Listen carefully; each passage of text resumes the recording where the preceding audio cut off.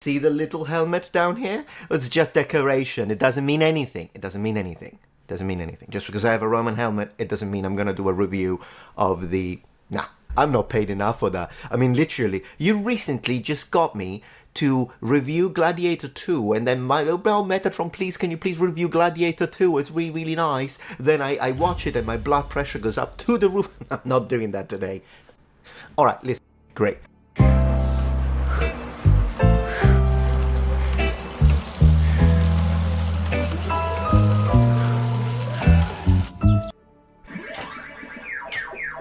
Oh wait, that's Alright, so at least for what I can see, apart from these guys that still have the sort of vertical crests that we see omnipresent on every Roman legionary, which they shouldn't have, but at least the guys in the back, these are clearly officers, they're centurions, we see they have the horizontal crest, and I have to say that for what I can see from really a distance, I'm like part of the crowd I suppose, they look good. The helmet looks good, the crest looks good, I think they're wearing hamatas or gallica, the mail, so at least the legionaries may... As master of the games. It is Anthony Hopkins, yeah. Oh, this is for the chariot race. Well, this looks really good. The statues, as always, are not painted. The columns are all white, so that's all nonsense. But it should have been full of color, as I was saying. But at least the shape of the arena, this is where they do the chariot races, that looks good. So at least that one. Man can devise entertainment that they really want. Okay, yeah, we do see a lot of color with the... You know, chronicling the absolute calamity that is the Acolyte week after week has been one of the most intellectually draining experiences of my entire career. It's like watching someone exhume the corpse of a beloved relative, bend it over a table, and do the kind of things to it that would make Tatiana blush, and then having to describe the whole thing in excruciating detail for the entertainment of others. You can't keep getting away with it! Well, this is it. The final episode of this... So without further ado, let's get this crap over with. The episode begins with strong female protagonist wearing a gimp mask and breathing really heavy, which is how a lot of good Saturday nights begin for me, because she's just had a vision of her sister murdering Squid Game guy, because she can see into the future now, don't you know? Wow, that's a pretty useful skill right there. Shame it was never used or mentioned before or after this precise moment in the story. It's almost like the writers couldn't think of any other way to reunite the two sisters in time for the finale, so they just decided, what the hell, May can see into the future now, or something. So anyway, her and discount Ezra Miller... In fact, forget that, this actor's officially getting upgraded to premium Ezra Miller, because he's way better than that walking flesh lump ever was. Anyway, the two of them head off to Brendock to intercept strong female antagonist and Squid Game guy, because don't you see the dramatic arc that's playing out here? Our story is about to end where it all began. Again, it's like poetry, so if they rhyme. That's right, George, you must be so proud of what's become of your creation. Oh yeah, and Darth Plagueis shows up for absolutely no reason, like he's been locked in a cave this whole time and only just found the exit right now. Is he an introvert who just wanted to be left alone, or does he get nervous around the ladies? Either way, I think someone better check up on Star Wars theory, because I suspect he's about to go full scanners on us. Anyway, flash over to strong female antagonist who's strapped to a table while Squid Game guy does battle with his most formidable opponent yet, the English language. I noticed the way you take care of him. And tries to explain what actually happened to the lesbian space witches, but strong female antagonist is more interested in escaping. How exactly is she going to do that, you might ask? Does she have some cunning plan up her sleeve? Some fascinating trick that none of us saw coming? Maybe she's going to use the power of the Force to break free? Nah, she just asks Pip to unlock her cuffs. Wow, lucky that Squid Game guy never thought to remove him, and that he's somehow able to understand that she needs to unlock her cuffs, considering that he's a very basic droid that's just been reset to his factory settings, and has absolutely no idea what's going on right now. It's even more lucky that his head also functions as a taser to disable Squid Game guy. I mean, there's just no limits to what this plot device... droid can do. So strong female antagonist bails out into an escape pod, and there's a pointless chase scene which is included just to eat up some screen time, before Basil decides that he's on strong female antagonist's side now, and disables Squid Game guy's ship so that she can escape. Son of a... What the actual Christ mother and fuck is going on? Why are you on her side now, you little shithead gerbil-faced arsehole? And why the hell does Squid Game guy leave you aboard the ship when you've clearly proven yourself to be both a traitor and a saboteur? Fuck off, Basil! Oh yeah, and Squid Game guy turns his locator back on purely so that Soy Boy here can report to strong female character number 3. And honestly, I don't know which is more painful at this point. Squid Game guy wrestling with a language that he's clearly not fluent in, or watching this absolute talent vacuum trying to act. I mean, I've at least got more respect for Squid Game guy because he had to learn English specifically for this role, whereas Charisma Vacuum over here has theoretically been acting for decades. Either way, the Jedi are now on their way to Brendock so that the rest of the plot can happen. Fuck it, don't think about it, let's just keep going so we can get this over with. So premium Ezra Miller and strong female protagonist arrive at the Mountain Dam Fortress Village Monastery mining facility thing, and strong female protagonist decides that the only way to get in is to restore power to the elevator. How exactly do you expect to do that when the power generator literally blew itself to pieces and the whole facility burned to the ground 16 years ago? Oh, I guess it does work. Must have like healed up or something. Isn't it amazing how technology in Star Wars can just do whatever the plot needs it to at any moment? Not to worry though, because Premium Ezra Miller just kind of teleports inside so that he can have a fight with Squid Game Guy because the script says so. But that doesn't really matter because it's time for the matchup we've all been waiting for. Forget Luke versus Vader, forget Obi-Wan versus Anakin, forget Rocky versus Drago. This is it, boys and girls. Strong female protagonist versus strong female antagonist. Light versus dark, good versus evil, man to man. Jesus Christ, man. I've seen some embarrassing spectacles in my time, most of them made by Disney, but this may go down as one of the single worst fight scenes in all of Star Wars. Watching Amandla Stenberg awkwardly stumble her way through this fight choreography, clumsy and flat-footed and stiff as a fucking board, makes Rosario Dawson look like Muhammad I'm Hard Bruce Lee. Squid Game Guy is literally twice her age and moves with more speed, grace and coordination than she could ever hope for. Anyway, whatever. So the point here is that Squid Game Guy and Premium Ezra Miller are having a far more entertaining fight when the terrible twins show up to ruin the fun. And then strong female protagonist gets angry when Squid Game Guy confesses to killing her mum for completely justifiable reasons that for some reason he's not able to justify because the script doesn't want him to. Then she force chokes him to death, and the three of them escape just as Charisma Vacuum and Soy Boy arrive with the rest of the Jedi. And wouldn't you know it, they end up back at the tree where we first met them 16 years ago. Again, it's like poetry. Shut up, George! And now strong female protagonist has decided to become strong female antagonist, I guess, because now she's going off the train with Premium Ezra Miller to become a Sith Lord. Fucking Christ, where is this story even going? Oh yeah, and because strong female antagonist decides that the Jedi will eventually use her to find them, Premium Ezra Miller offers to wipe her memory so they can't do it. Wait, what? Here's an even better solution for you. Why don't the three of you escape together and then you can go your separate ways later? Why'd you have to wipe her entire memory and potentially turn her into a complete retard? Not that you'd notice much difference, to be fair. So anyway, May gets her memory wiped and Osha escapes with Premium Ezra Miller, and Charisma Vacuum blames the whole thing on Squid Game Guy so that she can avoid any repercussions for the Jedi and herself. Wow, a woman throwing other people under the bus to avoid taking responsibility for her shocking personal failures. Write what you know, eh, Leslie? And that's it. That's the final wet fart of an episode over and done with, thank God. And now that it's all over, the thing I have to ask is, what the fuck was the point in any of this? What was the show even trying to accomplish? What was it trying to say to us as an audience? I honestly felt like I had no idea who the main character was even supposed to be, who the villains were, what anyone was trying to achieve, or whether I was supposed to empathise with them or despise them, because every single aspect of the writing is so god-awful and ass-backwards that there's no reason to care about any of it. Osha goes from being Smilo Ren's prisoner one minute to leading him directly to May the next, even though he's out to kill May, and I don't even know what the fuck Osha plans to do with her. May runs away from Squid Game Guy, even though she wanted to kill him in the previous episode, and knows that he's gonna follow her anyway, so what does she expect to achieve there? And Squid Game Guy ran away from the Jedi in the last episode, but then activates a tracker to lead them straight to him in this one. Why? The finale for any show is supposed to bring together all the various character arcs, plot threads and mysteries to deliver a satisfying conclusion for all of it, but all we get here is a bunch of morally confused characters we don't particularly know or care about, with motivations that change from one scene to the next, all converging on the same place for unknown reasons. And setting aside all the retarded identity politics that are basically just par for the course now with Disney products, the moral framework of this show is completely and utterly fucked. Characters that are supposed to be unmasked as villains have done absolutely nothing to deserve it, while others commit the most despicable acts possible and then get completely forgiven in a matter of minutes because moral relativism. Morality does not function like that, you fucking spam sandwiches. You can't go around killing innocent people who are just doing their jobs and expect the audience to empathise with you later. Whatever you care to define storytelling as, The Acolyte is the exact opposite of it. Nobody who had even a hand in writing this should be allowed within a nautical mile of a writer's room for the rest of their natural lives. It's not just laughably bad from an acting, production and directing point of view, but when you really think about it, it's downright shocking that something like this was even commissioned in the first place. Any studio head with an ounce of common sense would have taken one look at this script and deposited it in the nearest landfill, but I guess things work very differently at Lucasfilm. Instead, this is what we got. A $180 million joke that's done nothing except further destroy it. Trump's rally takes place in Butler, Pennsylvania, roughly 30 miles north of Pittsburgh. The Butler Farm Showgrounds, located at 625 Evans City Road, about 5 miles from downtown Butler. The shooter, Thomas Crook, was smart enough to park his van on Lawrence Avenue, avoiding police and Secret Service officer from investigation and checking. It was also suspected of containing a considerable amount of explosives. This is where he got out and walked all the way to this vantage point, which is this building on the right. He then climbed this ladder located here and moved up to the top of this roof. To help you understand better, let's take a basic look at the position of Trump on stage as well as the shooter. There are 3 important structures or buildings we need to understand. This is the Trump stage, and just above him is the audience section where a selected number of people is seated. This structure is also very important as it is where the Secret Service personnel are located and snipers are positioned. Finally, we have this building where the shooter set up his sniper location. A quick note, the distance from the shooter Thomas Crook to Trump stage is around 137 meters, which translates to around 450 feet. While the distance between the shooter and the Secret Service sniper position is around 134 meters, which is approximately 440 feet. When former President Donald Trump was a little into his speech, the shooter squeezed the trigger of his AR-15 rifle, releasing 3 bullets. One of these shots hit the former president on the ear. This was followed by another 5 shots. Possibly one of the bullets missed the former president's head by just a quarter of an inch as he turned to look at a chart statistic located on the left. This move saved his life. From the top angle, this is what it looks like when replaying how the bullet missed Mr. Trump as he moved his head at the last millisecond. Interestingly, this bullet would have hit the former president if his head had been turned towards the audience as shown here in this visualization.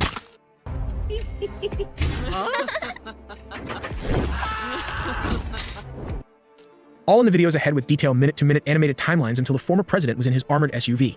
We will also be looking at the respective weapons used by both parties and the two scenarios with and without bullet penetrating the skull. At 6:12 p.m. ET, Trump started addressing his supporters and spoke for roughly 6 minutes before the scene erupted into chaos.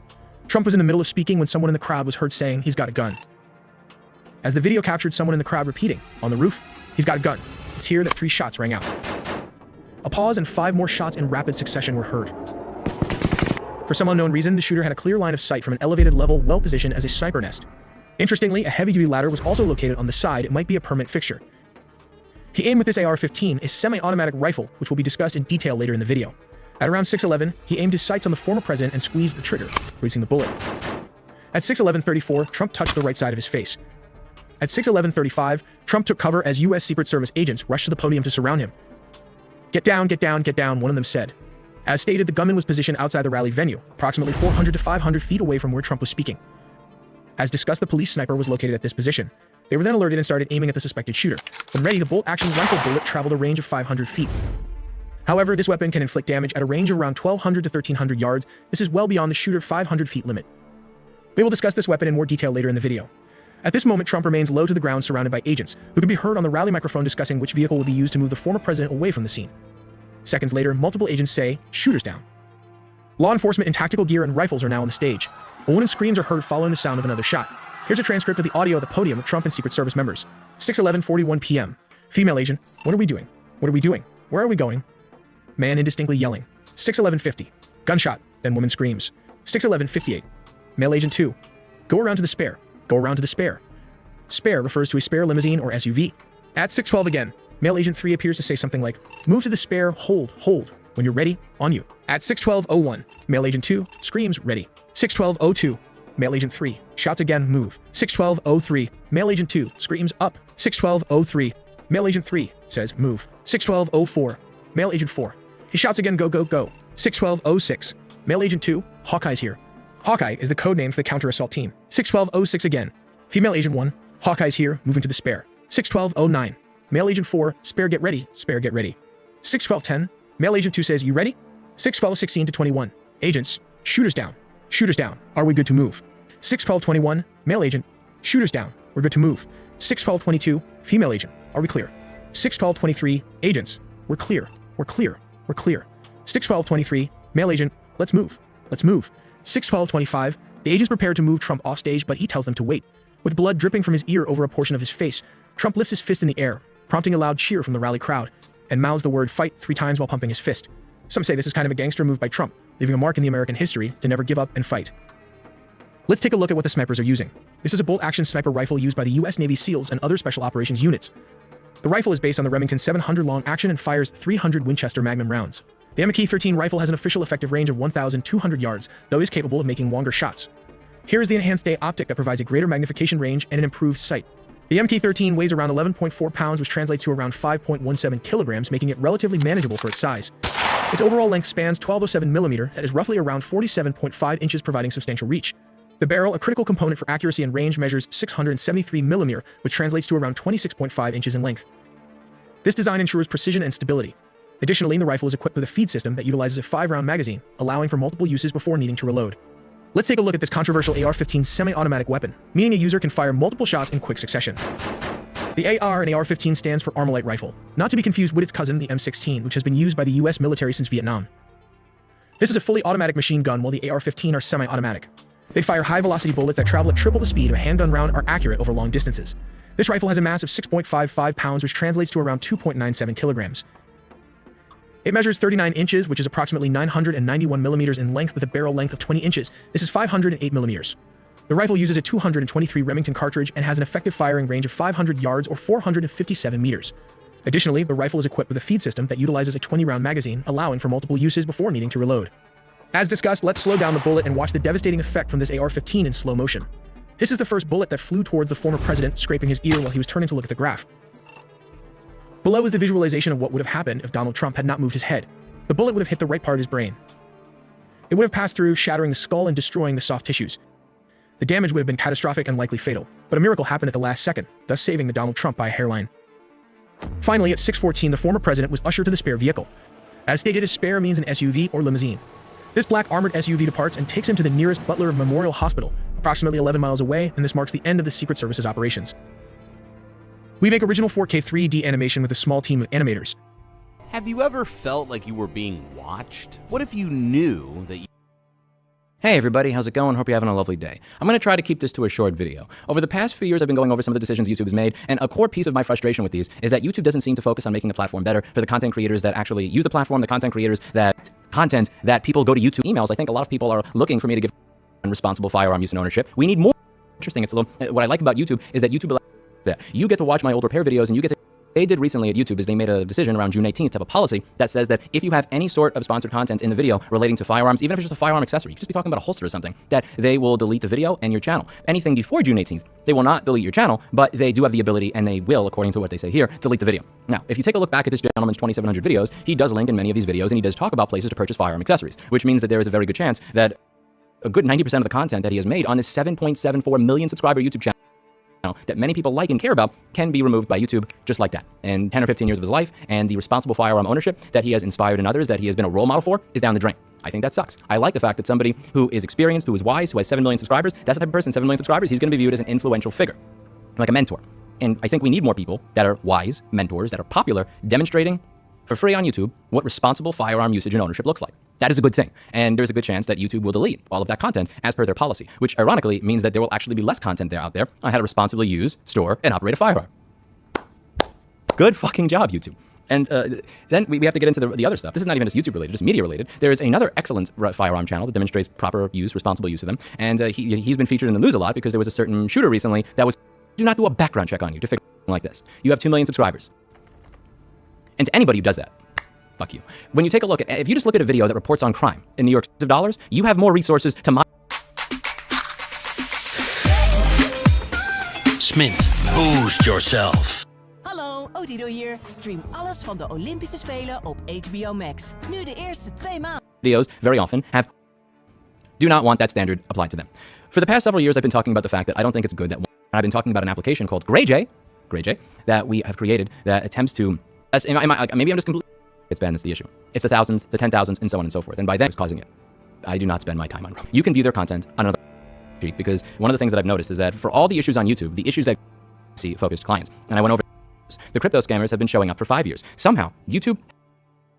On today's episode, Tesla delays the robotaxi event for a big robotaxi change, Elon teams up with Trump as security concerns rise, and we confirm that Cybertruck is the best in the world. So as most of you know, Tesla is set to hold a robotaxi unveiling event on the 8th of August. At least this is what Musk told us earlier in April, so obviously we are all here waiting to see what they've cooked up for this long-awaited and potentially world-changing vehicle. Now, on Thursday last week, the regular Tesla critic Dana Hull of Bloomberg News reported how Elon has pushed the Tesla robotaxi event back 2 months into October, and the reason given was to build additional prototypes. The news is of course tilted to display the maximum amount of doom Tesla delays robotaxi event in blow to Musk's autonomy drive, which led to the Tesla community on X posting to try and get a real answer from the man himself. But we got crickets from Elon until yesterday, when we finally found an interesting update from an interesting source in an apparent counter to the Bloomberg leak. A Tesla content creator, Warren Redlick, broke news with some leaked information of his own. Warren on this video says that some of Bloomberg reporting is off and that his sources from the Tesla team clarified what actually went on. There was... You were being watched every night, but there was absolutely nothing that you could do about it. When she ends up lost in a never-ending forest, this girl is going to become a prisoner to some of the most bizarre creatures that anyone has ever seen. And every time she thinks that she's figured out what's really going on, a new twist happens that completely changes everything. We're here to break down the mistakes made, what you should do, and how to beat the forest creatures in The Watchers.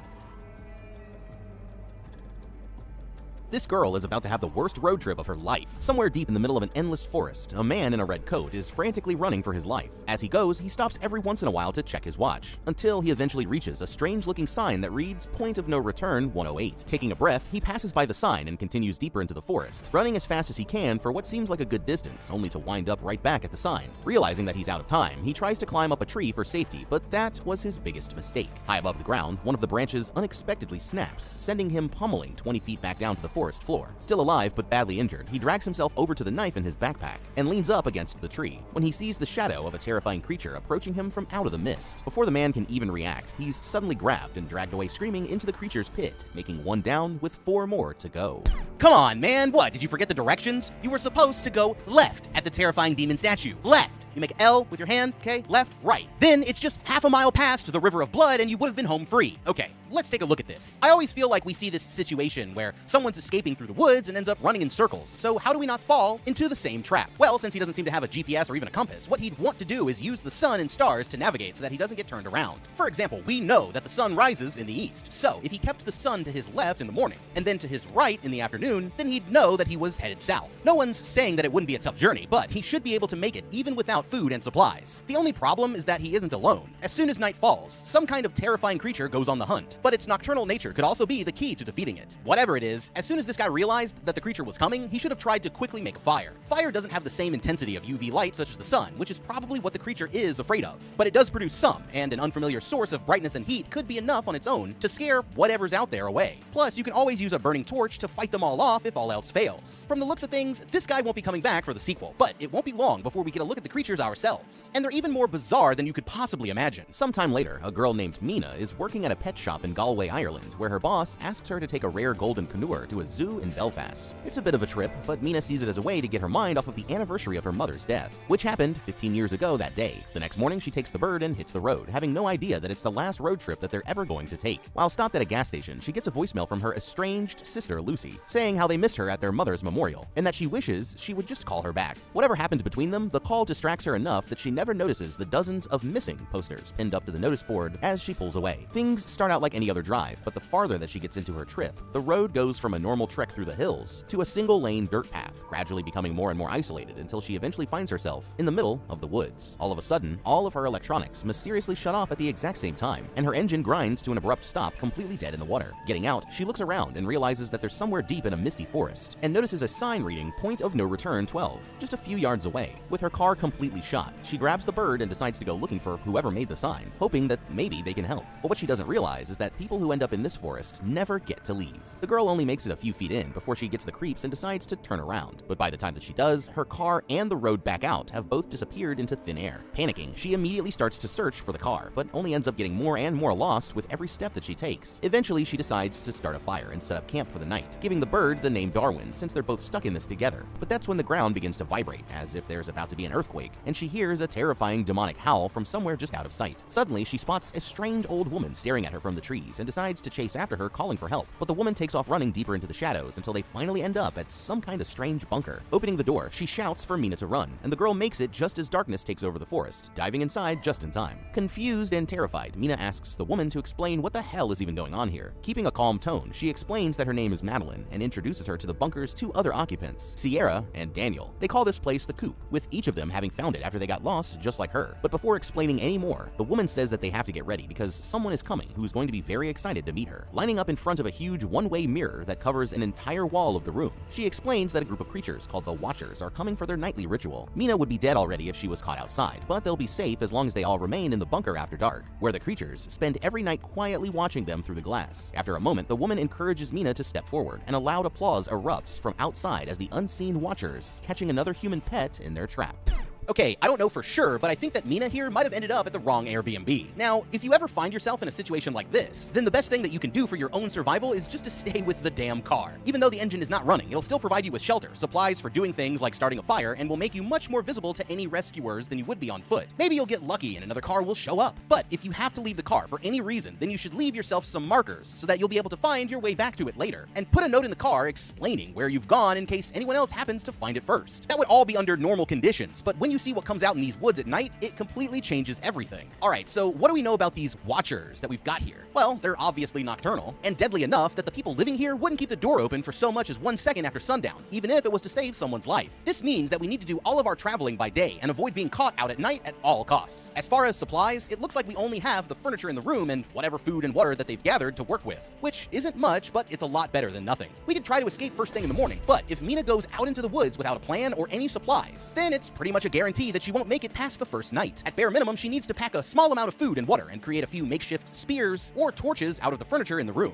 We don't want to go out there naked and afraid, but we need to keep the pack light, since the most important thing is how quickly we can travel. Using the same navigation strategy as we mentioned before should at least get her started if she has no other way to navigate. But after seeing how well that worked out for the first guy, I'd say that for right now, her real best option is to just stay put. Here at the bunker, they have adequate shelter and supplies to survive for several months, and making it out the woods isn't as simple as you might think. Staying not only gives her time to familiarize herself with the area and decide what route she might ultimately want to take for her escape, but it also gives rescue teams more time to find her. The drive from Galway to Belfast is only about 4 hours, and the bird that she's traveling with is extremely valuable to the zoo, which means that someone should already be looking for her after she didn't show up there this afternoon. The bunker itself is also well lit and in a big clearing. At night, it's like a bright orange patch in the middle of miles of darkness, making it super easy to spot from a helicopter, plane, or drone. To make their chances of getting rescued even better, they should create help or SOS signs out of branches and rocks, and place them in the clearing in front of the bunker, or even on the bunker's roof where they'll be the most visible from the sky. They can also start a signal fire during the day using fresh greenery for thicker smoke, and a blanket to create 3 distinct puffs,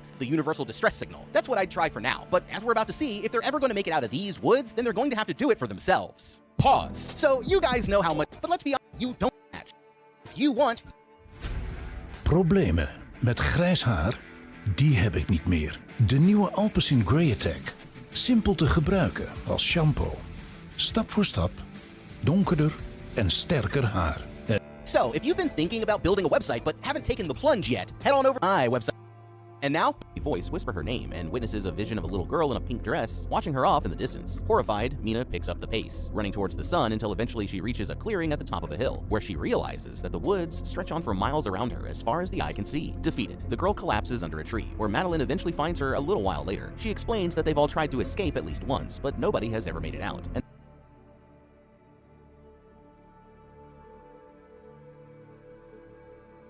the public. So when it comes to all of these pieces of clothing and like cloth that you see, we do have a multitude of colors, and that's not incorrect, that's good. But then again, these in ancient Rome would have been all sorts of different price tags, like completely different. Let me elaborate a little bit. For example, we see some blue. Now, blue can be extremely expensive or it can be relatively cheap. It kind of depends on the type of blue in ancient Rome, because of course, it's not like today that we use synthetic materials and constituents and chemicals really to produce our colors. In ancient Rome, it really depended on availability, and each color would have also expressed a certain level of wealth. We know about, for example, purple garments, like this guy's wearing purple, which is kind of, I don't know who he's supposed to be, but just someone in the crowd was wearing purple. Usually only the emperor, some generals, or extremely rich merchants, but in general it's only emperors and generals that can afford, so legati, they can afford purple. And besides, a whole tunic of purple, this would have been like the price of buildings. Like, this would have been extremely expensive. Public buildings, I mean.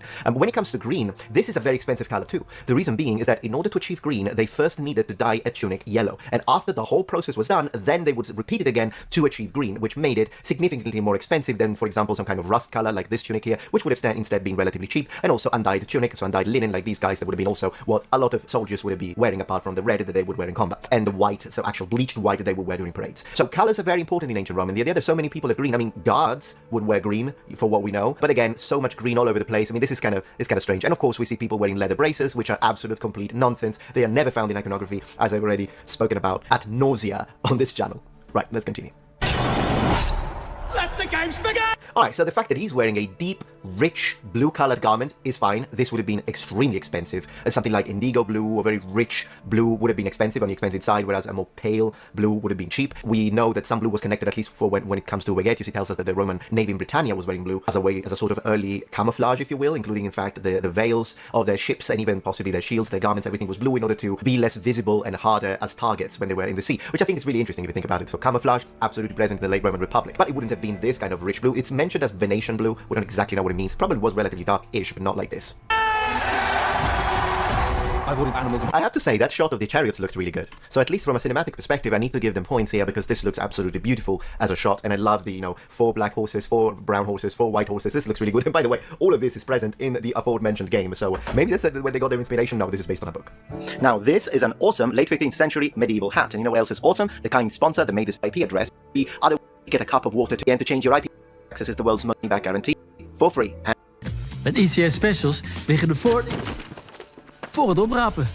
Zo pak je korting about what he just stated, that, gladiators and animals would have been taken from all the corners of the empire, which is absolutely fine. We know that there was an enormous level of variety and even diversity within gladiatorial combat because, once again, they loved a spectacle. And the Romans weren't racists, they just hated everyone equally. But regardless of that, here we are. This shot is horrible. I mean, the shields are good, they're fine, good shape, as I always say. They're based on the Finding Adura Europos, as I was mentioning in Gladiator 2. But here we are again with the trope of the leather, lorica segmentata. I was just once again right. And also, it's black leather. Like, can you imagine? I understand that this is supposed to be some kind of Praetorian Guard. Can you imagine black leather, but this looks like an epic metal band? This is what this looks like. There's no evidence whatsoever for leather lorica segmentata, so that this would have been metal, iron, or low carbon steel. Also, this looks like biker gear because it has these studs that are clearly modern. This looks horrible. And all they would have needed to do before anyone says, oh, buy metal, budget.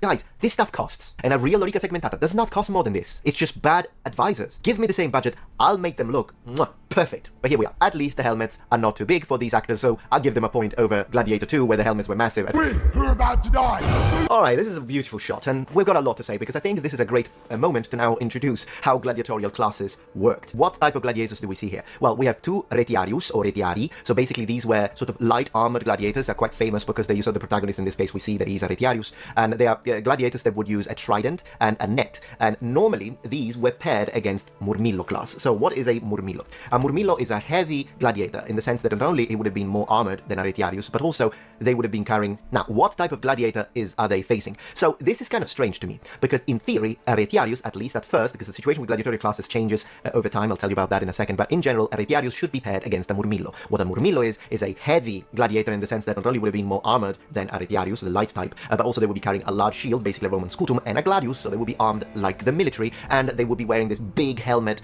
with a sea symbol of a sea monster, and that's where it gets the name from. And this was also a way to recreate kind of a battle between the retiarius, who is the fisherman, and the murmillo, who is the sea monster. The problem that I have here is that even though, like, I can't really see the helmet, so if there is a fish on top of the helmet, that's the helmet of a murmillo. The shield appears to be really big, which means, once again, this should be a murmillo, and he is very muscular, but he's carrying a sica. A sica, which is this bent sword, is not the sword of a murmillo, is the sword of a thrax. Now, the thrax has a similar helmet, but they don't have the fish, they have the sica instead of the gladius, and they carry a small rectangular shield, so it's once again one of those pairings. It's either at first you put a murmillo versus a retiarius, or you put a murmillo versus a thrax. So if this is a thrax, he should be the opponent of a murmillo, not a retiarius. Now, I don't know if this is the pairing in this case, but it could be. I really hope, because as we go forward in Roman history, the retiarius starts being paired against another type of gladiator, which is the secutor. And the reason is that if you look at the helmets that were worn by, for example, murmillo, and they are full of sort of bending and spikes, if you will, not really spikes, but edges, sharp edges, the net would connect to those, and they would make the murmillo's life a living hell. And so, because they wanted to always have these fights evenly matched, they started to have the retiarius versus the secutor, which was a different type, similar to the murmillo, still heavy class, big shield, gladius, but the helmet was round, you must have seen it, with the big holes, so that it would be harder for the retiarius net to catch, and that becomes the actual match, retiarius versus secutor. Secutor means someone who chases you, it's a chaser in Latin. We're about to die! Let's talk about the title a little bit. So, those about to die. As I was saying, this is a very famous Latin phrase that I think people normally connect to gladiators. So the idea is, and it is very epic to think about gladiators facing the emperor and telling him, Ave Imperator, so hail emperor, those who are about to die salute you, morituri te salutant. But that sentence was never uttered by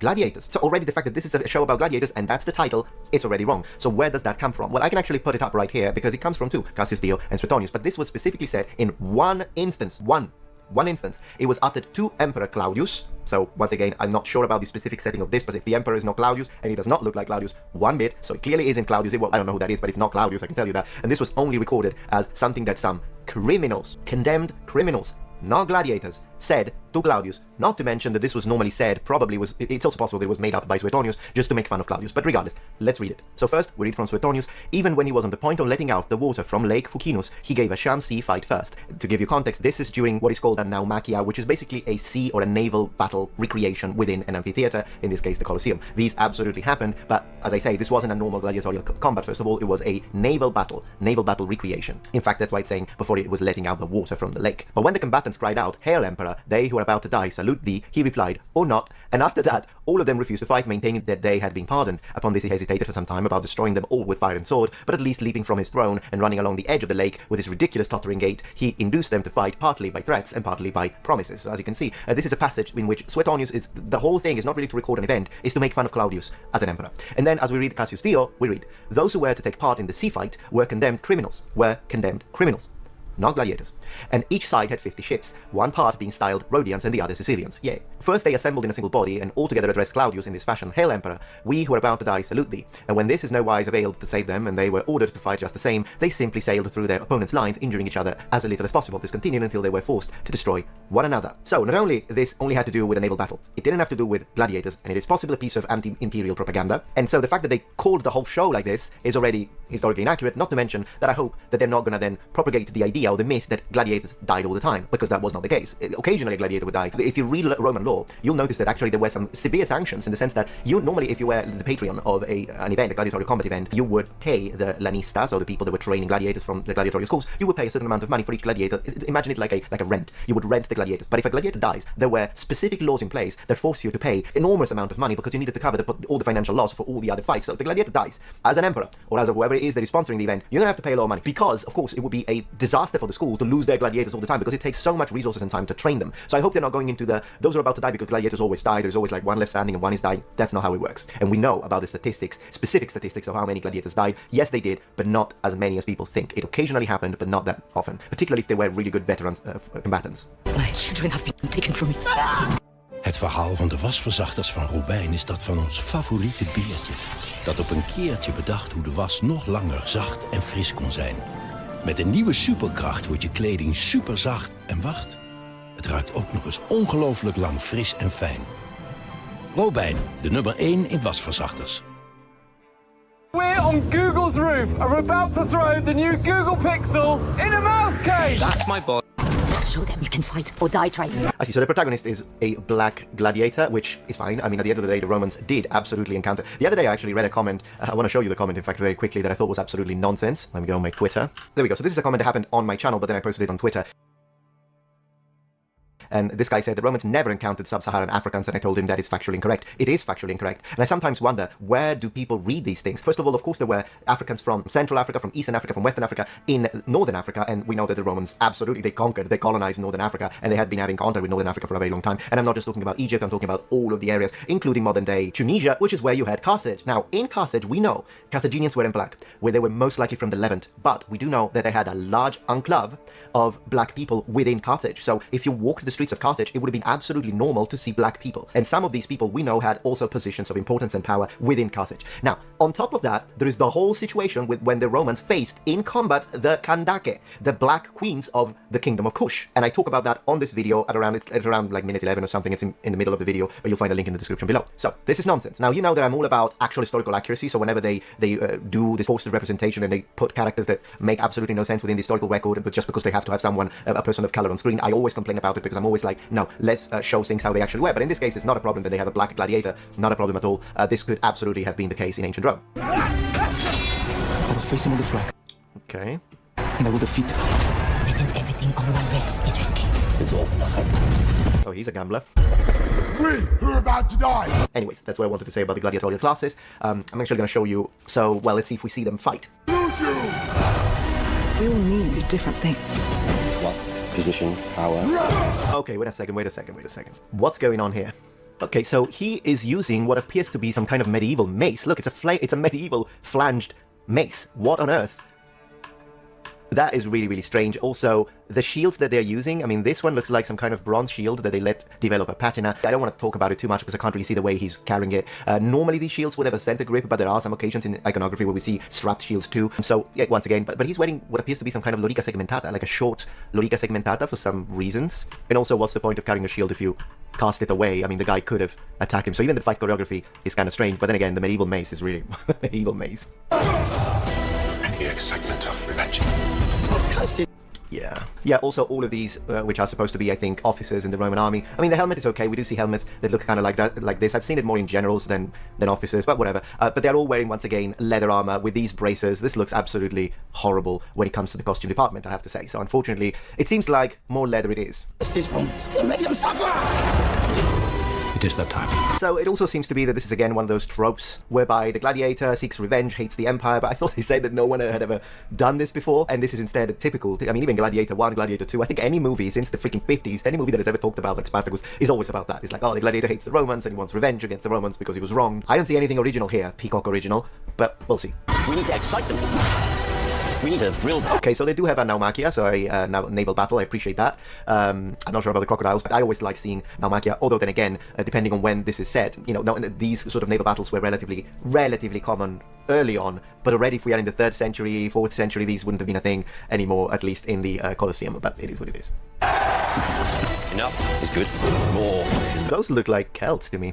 Oh my gosh, these archers look horrible, and also white fire arrows. But oh my gosh, these archers, look at the leather, these look absolutely horrible. Even the helmets, everything about this scene is terrible to look at, I suppose. But let's go before that. So I see that, yeah, these look like, they kind of look like Celts to me, which, once again, I mean, the Romans did show their enemies a lot in the Colosseum. In fact, that was a thing, which is also why there are some early gladiator types that will actually change. They will change the name, because they usually give, like, the Thrax from people from Thrace, but even earlier than that, there were, like, the Sand Knights. There were some gladiatorial classes that were always representing enemies of Rome, but then as these enemies actually, if allegiances change, then they change the names, because it's not good to show an ally of Rome fight in gladiatorial combat and being defeated and killed and made fun of. So, yeah, it's fine that they have some Celts, although the shields don't look Celtic. It's kind of a mixture between African stuff and something that I would think is Celtic, so this is kind of strange. And also, this is clearly some kind of gay scene, which, once again, this is ancient Rome. It's not as common as people tell you, and it wasn't as accepted as people tell you. Ancient Rome, nor ancient Greece, was a sort of LGBT paradise, as some people say, but absolutely this would have happened. I mean, once again, this is ancient Rome. There are documented instances, and if this is pre-Christian, I would say that, yeah, someone rich could do whatever they wanted sexually, so this isn't a historically inaccurate scene by any means. More is better. Too much is better. Oh, Rise of Rome, the game. Okay, so then I saw for a moment that there was, yes, so this is also some sort of animal battle. I mean, I don't know where they found a white lion, but it looks really good, I'll give him that. Although, again, once again, we have all white columns should be in color, the temple here should be full color, the statues should be in color, so at this point, I'm going to say this lion was whitewashed too, and probably he wasn't white. But regardless of that, we see that this is some kind of hunting game, which they did exist, it's just that usually they were separated by the gladiatorial fights, so you had the hunting, and then you had the gladiatorial fights, so I wouldn't put a gladiator against this, but whatever. And then, okay, so now from being a Retiarius, he became a Dimachirus, which is the gladiator that fights with double gladi, so I suppose he's changing his class throughout the telling. Not very common. Usually gladiators would specialize. It's not that it never happened, so I'm not going to say that's impossible. Also, we see scale here, very, very uncommon type of armor. It seems like they're using the same props as Gladiator 2. Is that what's happening here? I think they're sharing props. Okay, so July 18th, right, so you got me, number ones, I did it. Here's your review, a reaction of the trailer. If you enjoyed this, let me know, I certainly didn't, but I will watch it and see what it's all about, if it's good or not, and if you want me to review the first